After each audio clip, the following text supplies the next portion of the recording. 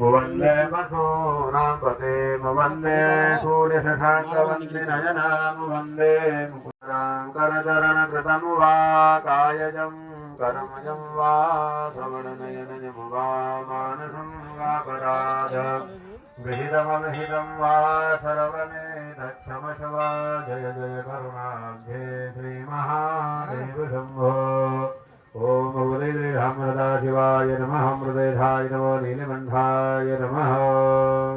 हरि ओम गणपति भगवान की जय उमापति महादेव की जय। श्रीमद्भागवत महानंदन लोकाभिराम रणरंगधीरं राधीमने करुणाकरं श्रीरामचंद्र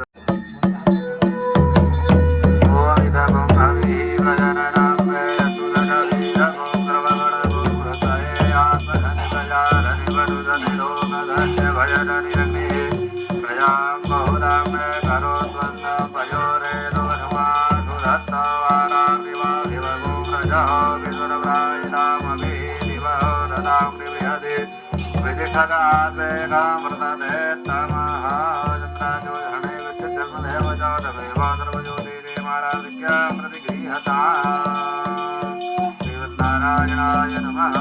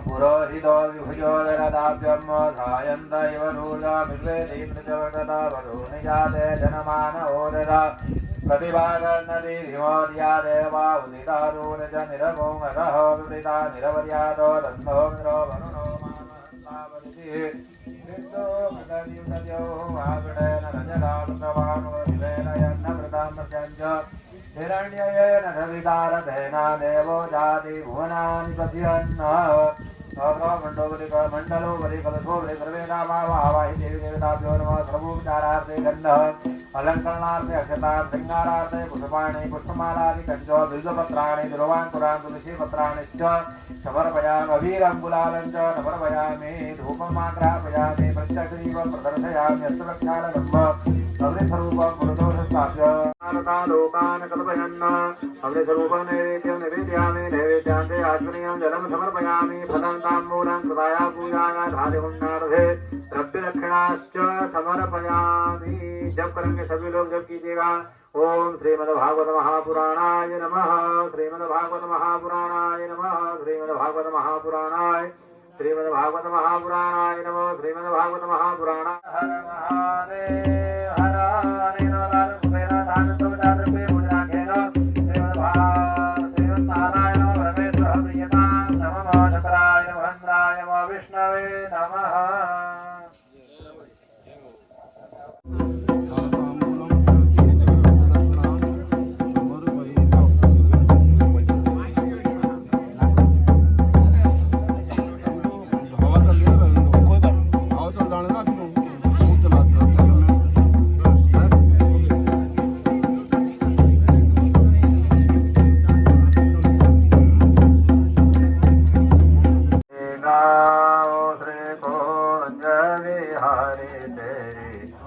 रते गाऊं है श्याम सुंदर तेरी आरती हो सेवा तेरी हरे तेरी आरती गाऊं प्यारे आपको रे आरती गाऊं प्यारे आपको रे सेवा के विहारे गाऊं है श्याम सुंदर तेरी आरती ओ मोर मुकुट प्रभु शीस बसो है मोर मुकुट प्रभु शीस बसो हे प्यारे बंसी मेरो मन मोह प्यारे बंसी मेरो मन मोह एक छवि बलिहारी जिसने सारी दुनिया तारी जिसने सारी दुनिया तारी मैं उन चरणों के दर्शन पाऊं मैं उन चरणों में शीस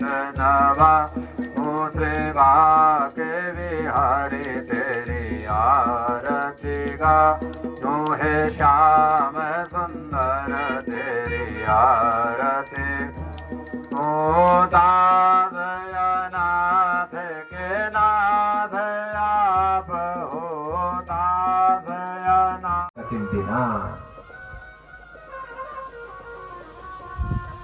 यदि किसी राजा के राज्य में प्रजा यदि सुखी नहीं है तो उस राजा के लिए भी धिक्कार है। जिस घर में शांति नहीं है उस घर के लिए भी धिक्कार है।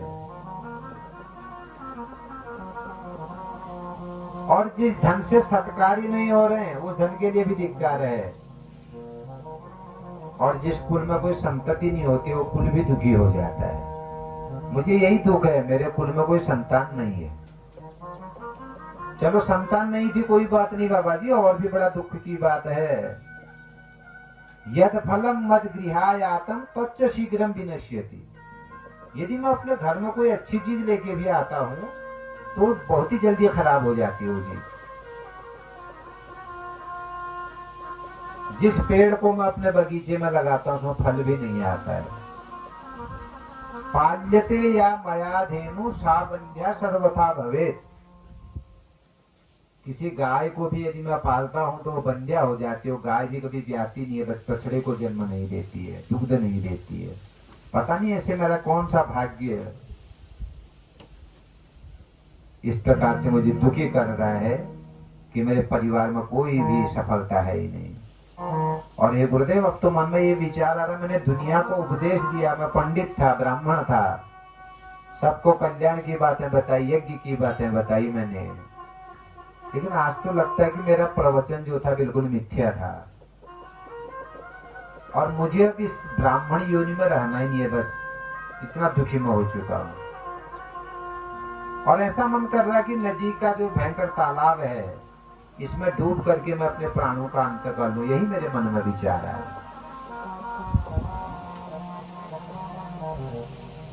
बाबा जी ने कहा बड़े आश्चर्य की बात है, पूरे दुनिया को ज्ञानोपदेश देते हो और आज पुत्र या संतान नहीं है करके इतना दुखी हो गए कि प्राणांत करने का संकल्प कर रहे हो।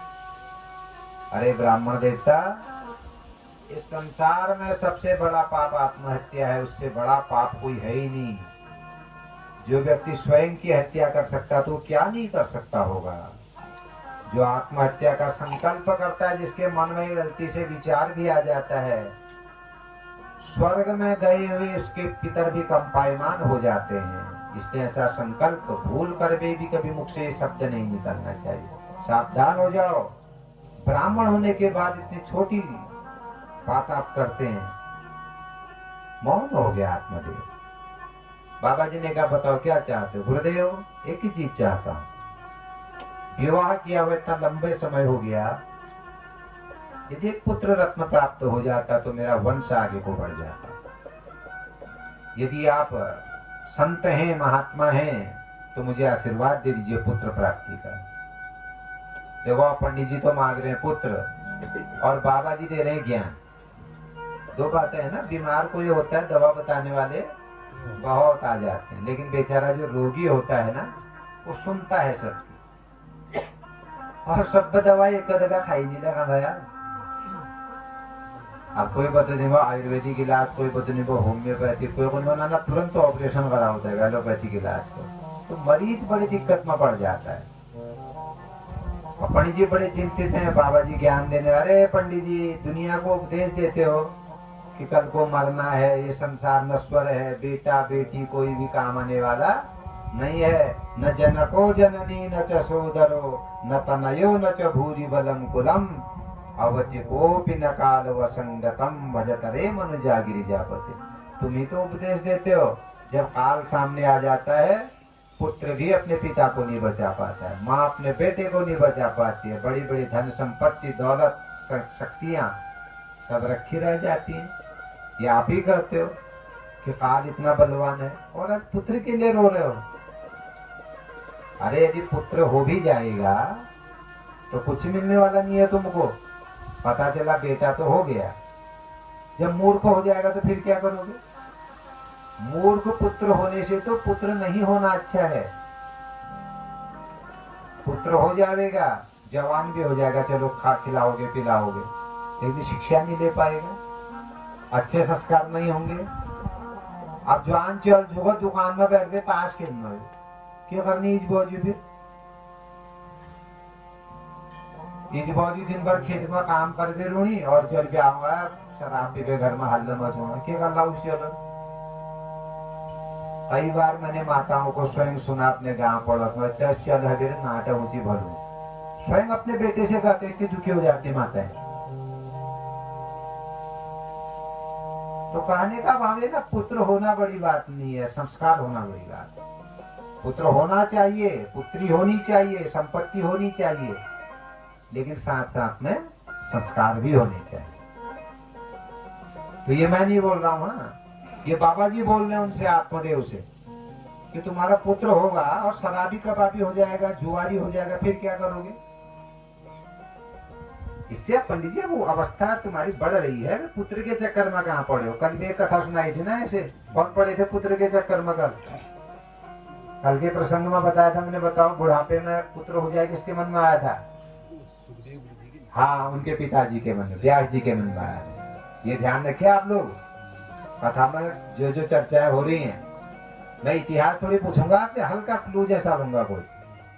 व्यास जी के मन में आया, कहा दुनिया को वेदों का व्याख्यान करते थे, और बुढ़ापे में तोता को देख के उनको भाव आ गया बेटा हो जाए, हो भी गया है, लेकिन चल उन्होंने दौड़ लगाए, फिर डाल मानना है बजिंग। लेकिन खैर जो भी है, वो सुखदेव जी का चरित्र भी आगे आप श्रवण करेंगे। तो यहाँ आत्मदेव से भी उन्होंने यही कहा, वह दुनिया को उपदेश देते और स्वयं पुत्र के लिए रो रहे हो। तो पंडित जी ने, आत्मदेव ने तो अंत में बाबा जी से, बाबा जी आपका उपदेश नहीं सुनना चाहता हूं मैं। यदि कोई व्यक्ति को प्यास लगी होती है तो प्यासे व्यक्ति को पानी की जरूरत होती है, उपदेश की जरूरत नहीं होती। आप किसी प्यासे व्यक्ति के सामने बढ़िया बढ़िया जूस रस इनका नाम लोगे तो इससे प्यास दूर होने वाली नहीं है। प्यास दूर करने के लिए पानी पीना ही पड़ेगा। इसलिए आपसे निवेदन है गुरुदेव, यदि कोई उपाय आपके पास है जिससे मेरा पुत्र हो जावे, वो उपाय बताइए, अन्यथा आप अपना प्रवचन बंद करिए, मुझे केवल प्रवचन नहीं सुनना है। तो यहाँ पर सीधा सा एक संकेत ये भी दे दिया कि दुनिया में प्रवचन और उपदेश किसी को भी अच्छा नहीं लगता। उपदेश देना सब चाहते हैं, लेकिन उपदेश सुनना कोई नहीं चाहता है। संसार में उपदेश देने वाला, प्रवचन करने वाला व्यक्ति बड़ा नहीं होता है। सुनाना कठिन नहीं है सुरेंद्र सिंह जी, सुनना कठिन है। Speech is great but silence is greater कहा गया। भाषण बहुत बड़ी बात है, प्रवचन करना बहुत बड़ी बात है, लेकिन उस प्रवचन को सुनना उससे भी बड़ी बात है। और उससे भी बड़ी बात है उस सुने हुए प्रवचन को अपने व्यवहार में लाना। और मेरे लिए तो आपने बढ़िया गद्दी भी बना रखी है, बैठने की भी अच्छी व्यवस्था, माइक लगा ही रखा है, पंडित जी बैक म्यूजिक दे ही रहे हैं। मैं तो बोल दूंगा लगभग 16 घंटा, मुझे बोलने में कोई दिक्कत नहीं होती। लेकिन आप लोग इतने कठिनाई से बैठे हैं, आपके लिए कठिनाई। तो कहने का अर्थ है ना, भाषण देना सरल है लेकिन उसको व्यवहार में लाना बहुत कठिन है। तो पुस्तक को प्रणाम करें, व्यास को प्रणाम करें। व्यास जी दृष्टांतों को सलाहो। जब भी आप यज्ञ कर रहे हैं तो पहले दिन सुनिश्चित करें, ज्योतिषियों के पास जाकर के अच्छे अच्छे विद्वान ब्राह्मणों को अपने गांव में बुलावें। कथा वक्ता के भी कई लक्षण दृष्टांत, कुशलो वक्ता, सब जनता की मनस्थिति को समझ करके प्रवचन करने की क्षमता व्यास के अंदर होनी चाहिए। उसके लिए नियम है, आयोजकों के लिए भी नियम है कि वो अधिक से अधिक श्रद्धा से अपनी योग्यता के अनुसार कार्य करें, सबका सम्मान करें और बिल्कुल सर्वस्व दोष गुण चिंतन मास मुक्ता, किसी को गुण दोषों का चिंतन न करें। श्रद्धा के साथ जो भी लोग आए उनका सम्मान करें, सरलता से सबको बैठावें, जो भी सेवा बन पड़ती है सेवा को करें और यज्ञ को संपादित करते हुए सरल भाव से आगे को बढ़ाएं। ये कथा का सामान्य नियम है। तो ये सारा नियम सौनकादि 28,000 ईश्वरों को सूति जी ने भी सुनाया और नारद जी और ब्रह्मा के बीच में भी ये संवाद चला हुआ है और हम लोगों के बीच में भी इस कथा का संवाद चला हुआ। तो इसी प्रकार महात्म्य यहाँ पर संपन्न होता है और भागवत की जो मुख्य धारा होती है वो आरंभ होती है। बोले बाल मुकुंद भगवान की जय हो, सच्चिदानंद भगवान की जय हो। तो ये तो भागवत की महिमा थी। अब असली जो भागवत है अब शुरू होगी और उस भागवत में हम प्रवेश करें उससे पहले मन और वाणी को पवित्र करने के लिए एक भजन हम करेंगे, प्रभु नाम कीर्तन करेंगे हमारे संगीत के साथ के भजन।